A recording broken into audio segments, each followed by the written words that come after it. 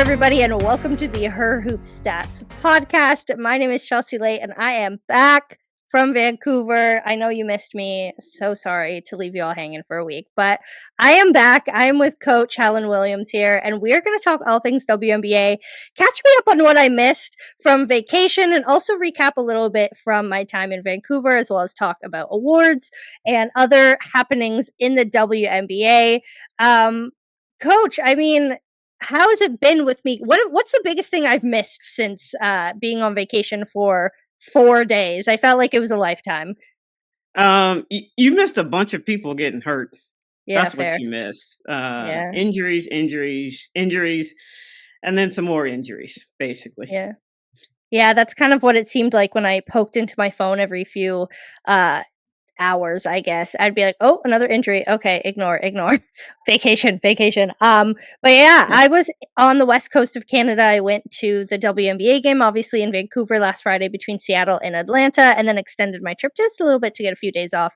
But yeah, I mean, it was so fun to actually be in a WNBA atmosphere in person. Of course, I had only experienced that in the preseason with the game that had been in Toronto. So this was my first regular season WNBA game, and it was very fun. Yeah, I got to like meet a bunch of people I had never met before. I got to interact with a few players, like actually in person, which was so exciting.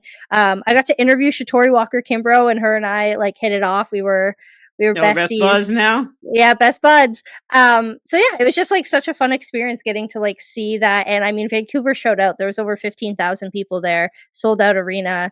They were trying to get them to swag surf, but of course it's Canada, so like they tried. Y'all need some work on that. That's all I can say. But give you a little bit of credit and kudos for trying the concept. Yeah. It's just they tried.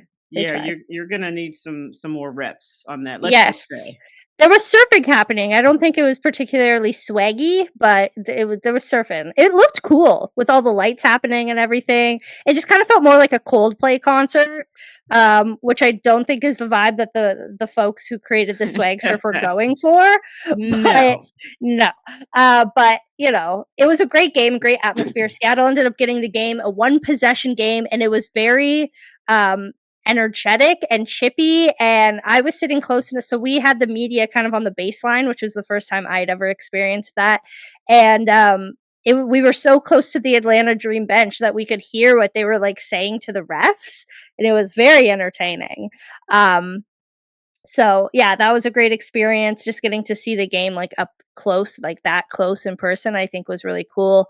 And yeah, just getting to like interact with the players and different media and just kind of like get a little bit of a hint of what's coming to Toronto next summer was very exciting. And so, you know, 10 out of 10 experience in terms of the WNBA coming to Canada. And also I had a great vacation. So, you know, not that you really cared about that, but I wanted to do that. Listen, you Canadians, you show up and you love your basketball. So we do. I am excited to see when the Toronto team gets there, and now that they've had a game in Vancouver, I mean, who knows in the future? I know. You never know. And the Tempo also announced while we were there during the game that they would be playing 2 regular season games out in Vancouver next year. So kind of like, you know, keeping on their commitment for the future. Somebody is planning, not plotting and planning, but they're plotting and planning for the future. Exactly. And I mean, the Tempo have already committed to playing, like, you know, across Canada. Nobody really knew how that was going to look, just given, like, you know, that there is no precedent for this. And so, yeah, 2 home games are happening in Vancouver. I would assume that they'd probably add one somewhere, 1 or 2 in the East Coast. I would love to see Montreal have a game. I would love to see somewhere like Halifax have a game. I think that would be a really cool place for, especially like, you know, US fans to maybe travel to. Even on the East Coast, I know a lot of people go up that way too. There was a huge amount of Seattle people who came up to watch Seattle play in Vancouver. So yeah, it's like a fun way to just kind of like change it up a little bit, bring the WNBA to places that don't typically have the WNBA, and just like introduce a whole new generation of fans. Like there were so many young people there that you could tell it was their first game, and the players definitely kept that in mind and were spending a lot of time interacting with fans and signing autographs and taking pictures. So yeah, I'd love to see that extend, continue in Canada, but also I'd love to see the WNBA do, different series games in other places in the US or even internationally as well. Yeah, I mean, I think they'll eventually get to the international piece. It's just a matter of time. They have to figure out the rest of these expansion teams. Yep. Trying to figure out what to do with Connecticut. That's a whole story. Yeah, so it's eventually going to happen. But Canada is it's a natural progression, I think, Mhm. for the WNBA. Yeah, I mean, you've seen how well the NBA has done up here, not to compare everything to men, but, yeah, you're starting to see the effects. The Raptors have been in the NBA for 30 years now, and you're starting to see the effects that it had on the youth during that time. I mean, Shai Gilgeous-Alexander just won his first, MVP award. You're seeing the amount of Canadian talent coming down, and that's, a direct cause of being able to see that in your backyard. So, yeah, it's exciting. And I think, I know we're a little delayed talking about this again because this is my first day back, but yeah, I just wanted to make sure we chatted a bit about Vancouver because it was really special. So tell me about how Seattle played, because they are consistently the most inconsistent team in the WNBA, and I'm just Yeah. curious. Watched them play the Sky the other night, and they were up by 20, and they let the Sky get like 38 points in the fourth quarter. So Yep. how did they look? Yeah, it was one of those situations where they were up in the first half and then Atlanta came back, but I think honestly the a huge part in this game was the crowd being able to back them. It was technically an Atlanta home game on the schedule, which was funny, and all of the Atlanta game ops were there and whatever, but it was a Seattle home game in atmosphere because so many people came up from Seattle to watch. And so I think that put a little bit of pressure on Seattle to be like, okay, we have all these people cheering for us despite the fact that the PA announcers are trying to scream defense and the crowd screaming offense instead. And yeah, that was funny. But yeah, they just were it was a physical game. I think they were playing into that a lot. Gabby Williams at one point went out because she hit her hand pretty bad and then came back in the game. They weren't letting, as much as they kind of let Atlanta go off in the third quarter. They started the fourth quarter with a huge 8-0 scoring run, and so I think it was again a very rocky game in terms of when they were showing up. But when they did show up, I think they were playing really physical. They were getting to the net. They were playing strong defense at times. Gabby Williams was getting all up in there, and I think at the end of the day, they recovered in time in order not to you know ruin the game for themselves, broke that losing streak, which I think was important, and really just let the crowd energize them. And I think at the beginning of the game, they were starting to fouls and stuff get to them. And I think at a certain point, they just kind of were like, okay, it is what it is. We're going to lean into this a little bit more.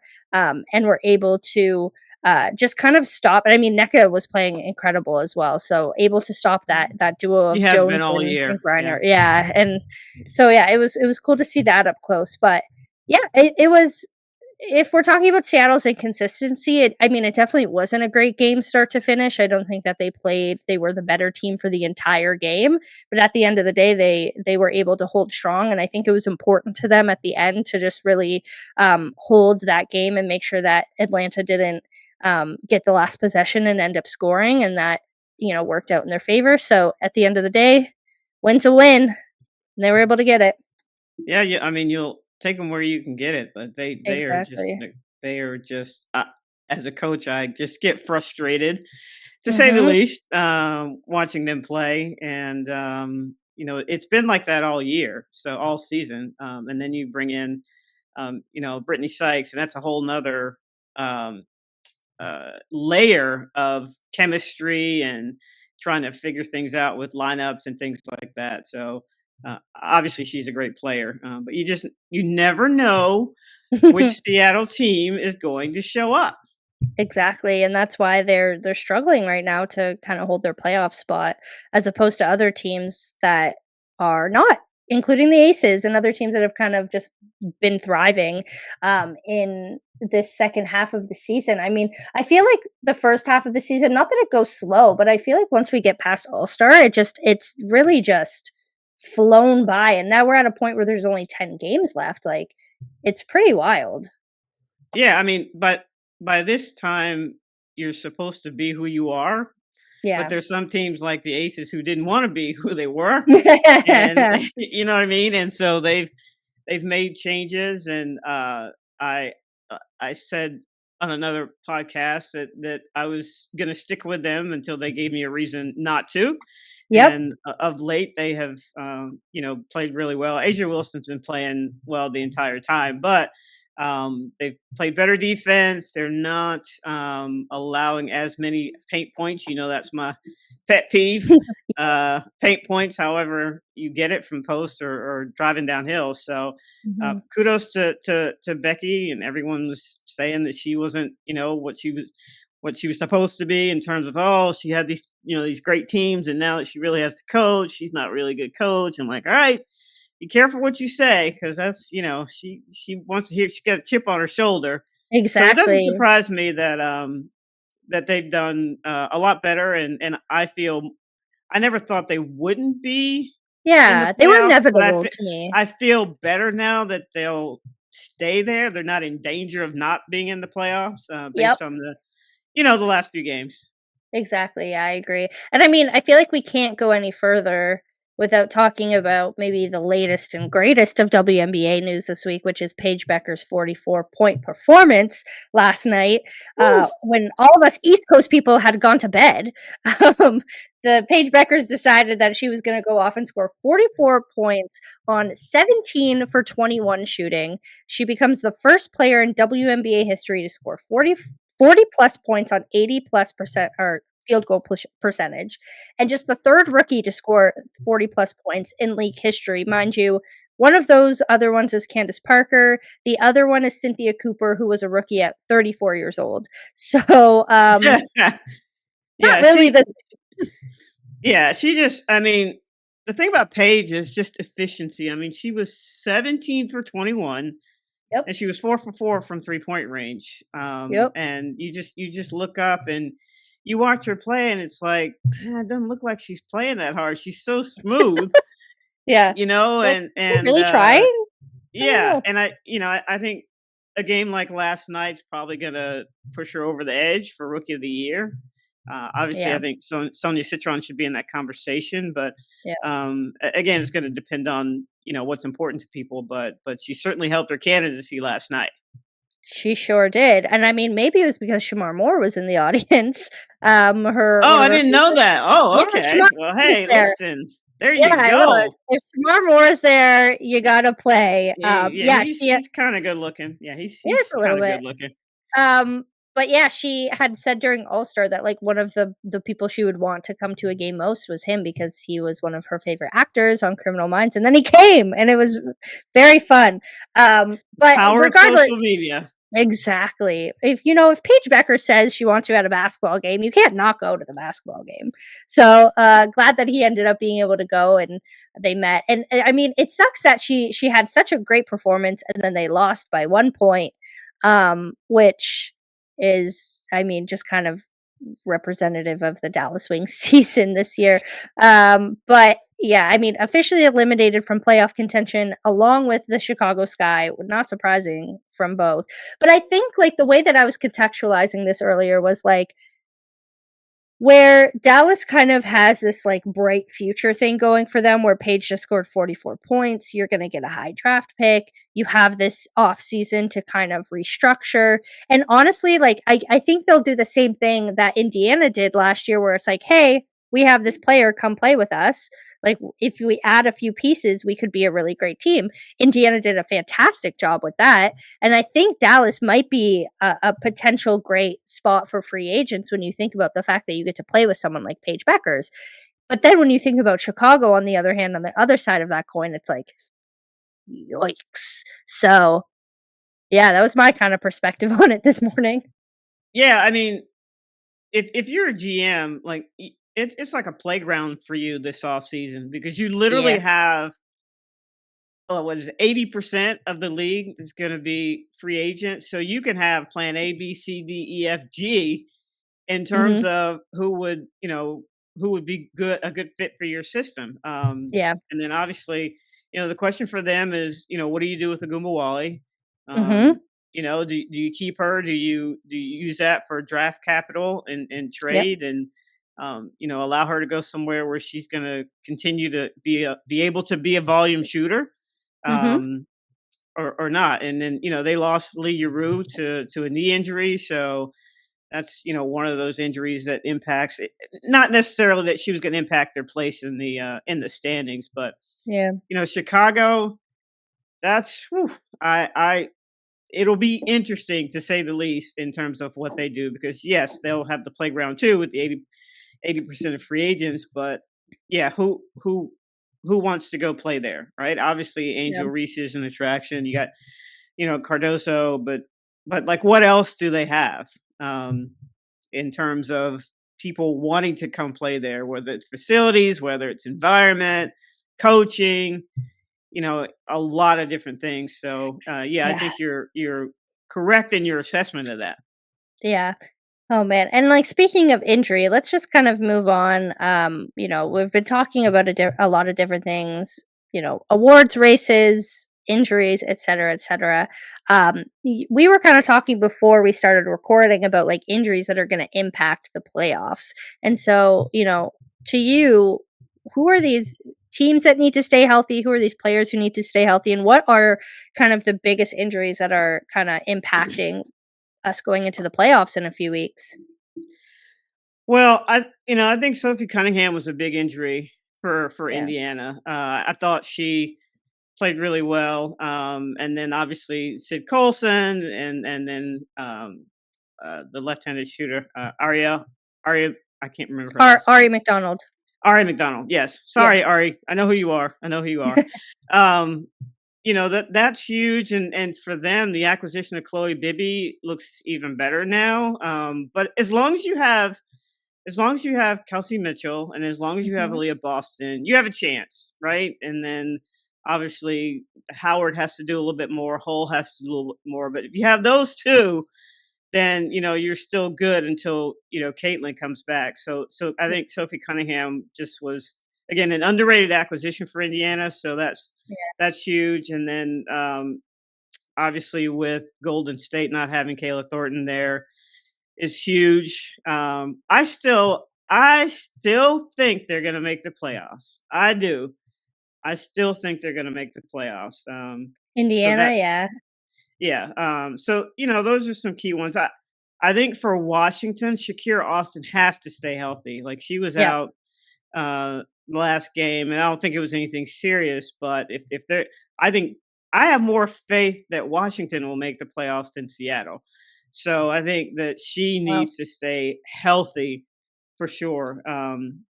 And then you've got to get your obviously you've got to get your key people back for New York, and you've got to get your Collier back for Minnesota. But that's going to be huge. And then for Phoenix, how well does Kalia Copper play? Can she, elevate her game and stay in terms of the minutes that she plays Yep. to help them stay where they are? So I mean, that was one of my five keys to winning a championship was staying healthy. It's And been it's just so hard. hard with the compressed schedule. I mean, we've talked Yep. about it ad nauseum, but Mhm. um, I do think that has something to do with some of these injuries. Yeah, that's super fair, and I mean, a lot of the players have been saying it, they're tired, it's hard, and they're just adding more games, but not extending the length of the season.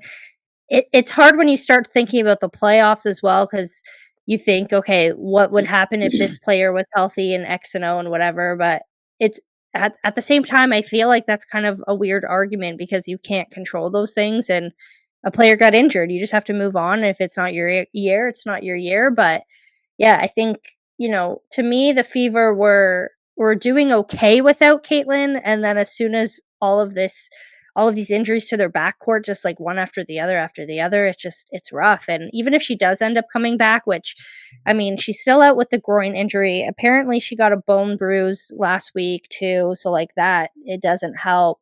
At one point do you just kind of say, She's gotta get a trainer, like somebody that's, with her all the time and just focusing on keeping her healthy, stretching yeah, her, workouts, like daily things. Like she needs yeah, her own personal, coached so that she can stay healthy. I mean, obviously she bulked up from last year, but Mhm. she needs to pull a LeBron and spend There you go. a lot of money on maintenance. But the funny thing I was thinking of, what if like with New York and with Minnesota, you don't want injuries, but just imagine how much fresher those players will be in terms of not having played games once the playoffs start. I mean, Brianna's been out for a while, and yes, they're Yep. injured, but that's less wear and tear on their bodies toward the end of the season. So, could that be like a benefit of them being out? I don't know. Yeah, that's true too. Because you have to see, I mean, Stewart's out, Nafisa Collier's out, like, these players that are gonna be big impact come the playoffs, some of them are resting right now, and you think, obviously, you don't want them to be completely unconditioned come playoff time, but we still have a few weeks until that, and so, yeah, it's very crucial. My question another question as we head, into this playoff conversation is, so Minnesota is the first and only team to clinch their playoff spot so far, and I'm sure more are coming, but they have a 6.5 game difference right now between them and New York. Do you think that gap closes at all, or is Minnesota very safely up there on the top?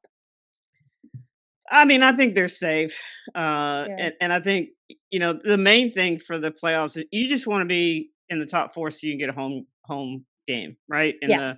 the first round. So yes, the amount of wins are important, but it's really more important that you get a home series that first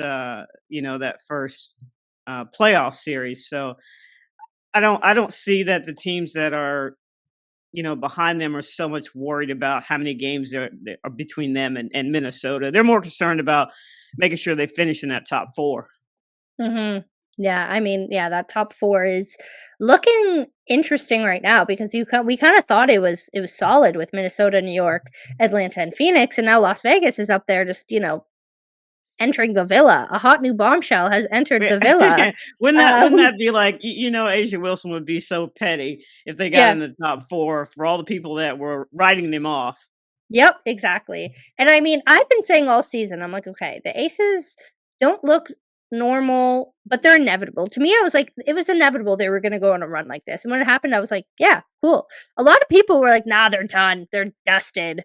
And like, maybe I was like, okay, maybe you should think about the future of Asia Wilson if it's going that bad. But man, she's just the way she's just kind of turned that around. And I think like has re-entered the MVP race for herself as well, because you think about like 3 weeks ago, everybody was like, yeah, it's Nafisa. Then Nafisa gets hurt, which obviously she can't control and like doesn't really impact her standing in the MVP race as much. But then Asia Wilson comes up and just like has like 6 30-point game, 6 double doubles, like 30-20 game, all of this stuff, and is playing. I mean, you think about her season last year, that's just like playing normal Asia Wilson hoops. And so, like, has the MVP race in your mind changed?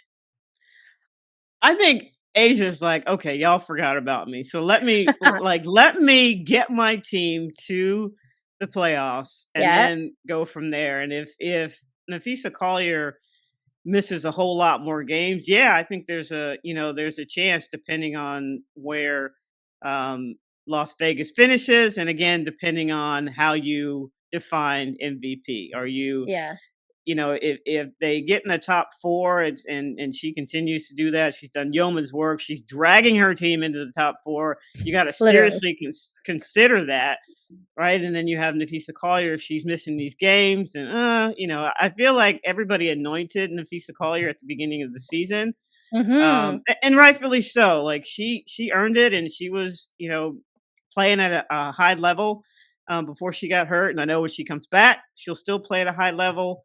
But what is your definition of MVP? Are you the best player on the best team, or are you a player, the best player, and you dragged your team? Is it drag or drug? I don't know, whichever today.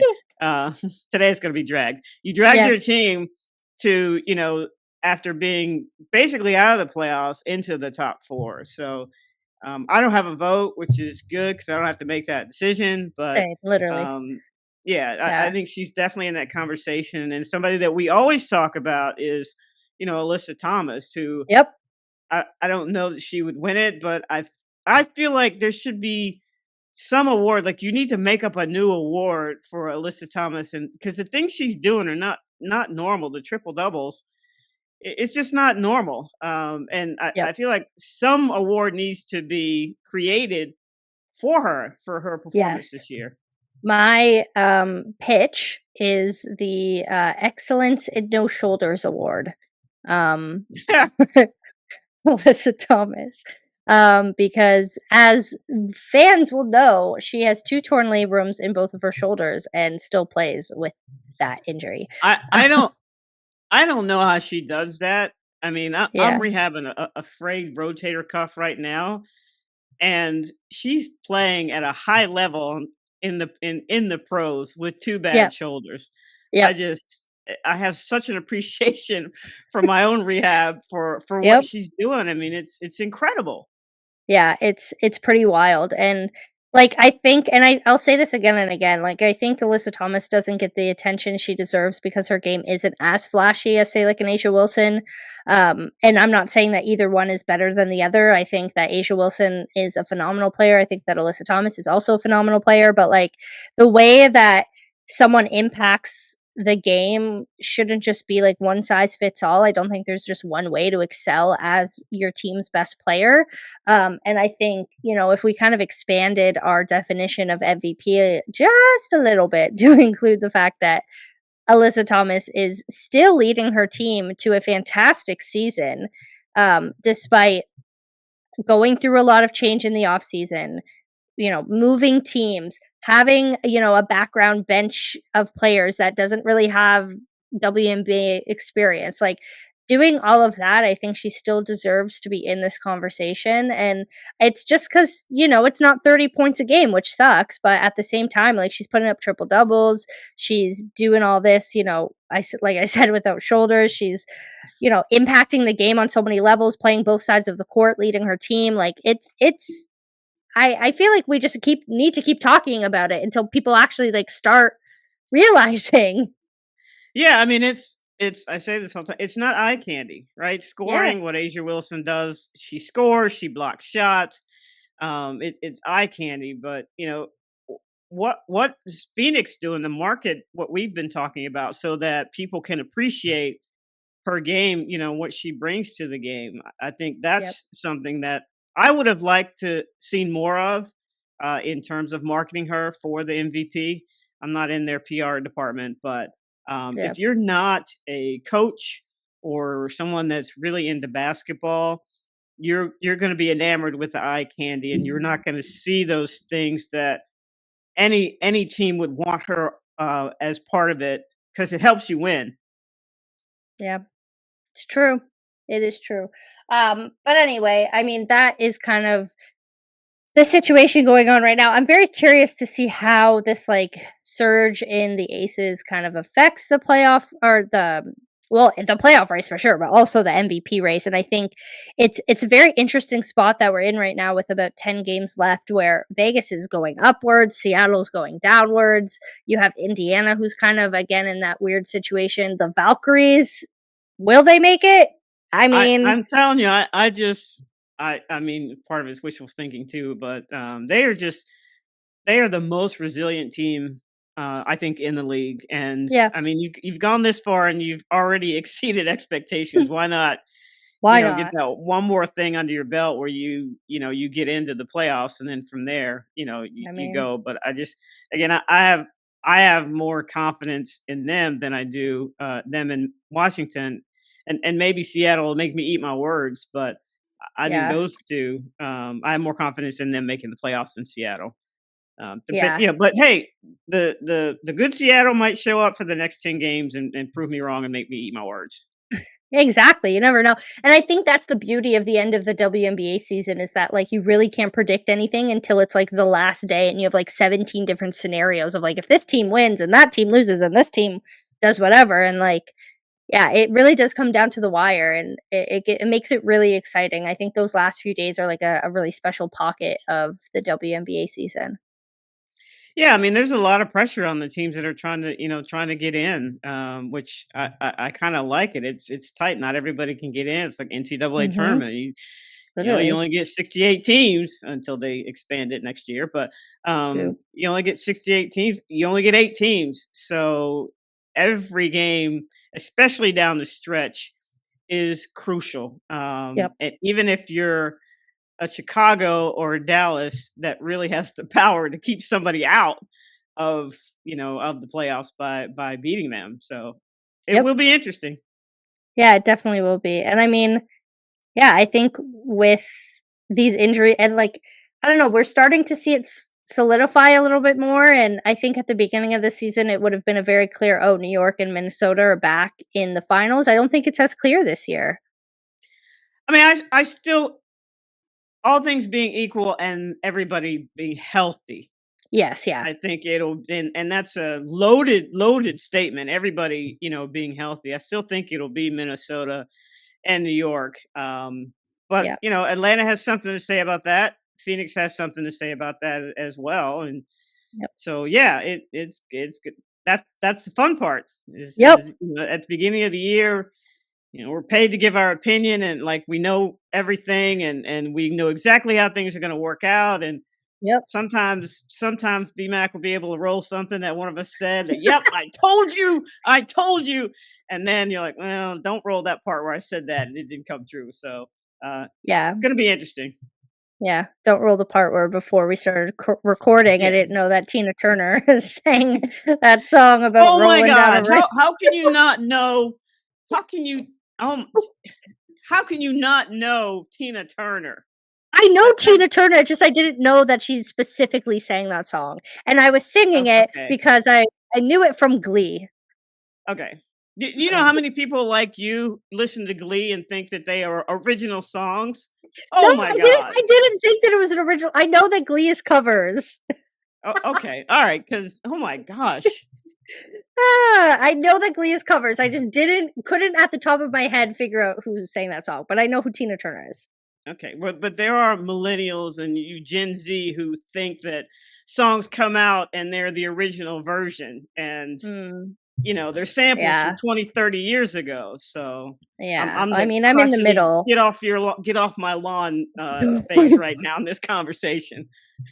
Oh man. Well, with that, that's a great place to kind of pause this conversation. I mean, I feel like it kind of relates to the people who are just coming into the WNBA now and are have all these opinions. And then there's people who are like, well, before you were here. Yes, yes. That's why I don't really pay a whole lot of attention to social media, There you go. because there's so many people that have opinions that never played the game, can't make a free throw or layup for that matter. But all of a sudden, and this is from being a former coach, like you're not at practice every day, right? You're not at practice every day. You don't see what's going on. You don't know why we're making this decision, yet you are second guessing me, which is why I love being on TV because now I can be Hmm. the second guesser and I don't have to answer those questions. But yeah, just I don't like it when people have opinions on things that they're not educated about. Now, if you're educated Exactly. and you have an opinion, right or There we wrong, go. more power to you. But the Johnny Yeah. come latelys who all of a sudden understand, who all of a sudden are, just experts Yep. on There you that. go. So Yeah. anyway, Anyways, BMAC, stop rolling this scroll thing there. You're roll making me another. laugh. Yeah, literally. If you're watching on YouTube, BMAC keeps it updated with the little scrolls at the bottom of our screen. Having some BMAC know fun who behind the scenes. Tina Turner is. He knows who she Yeah, is. he does. Don't worry, we'll have a nice end of season blooper reel for all of you that will expose my antics. But anyway, thank you so much for watching this episode of the Her Hoop Stats podcast. Make sure to subscribe here on YouTube or Spotify or Apple or wherever you're listening to make sure that you get all of our episodes every single day, Monday to Friday. Also, check us out on X, BlueSky, and Instagram, and head to herhoopstats.com for all of the latest stats, cap sheets, etc. It's newsletter articles, etc. You can subscribe there as well. For Coach and Chelsea for today, I mean, this was a very chaotic return to work episode for me, but happy to be back, of course, and we will see you all very soon.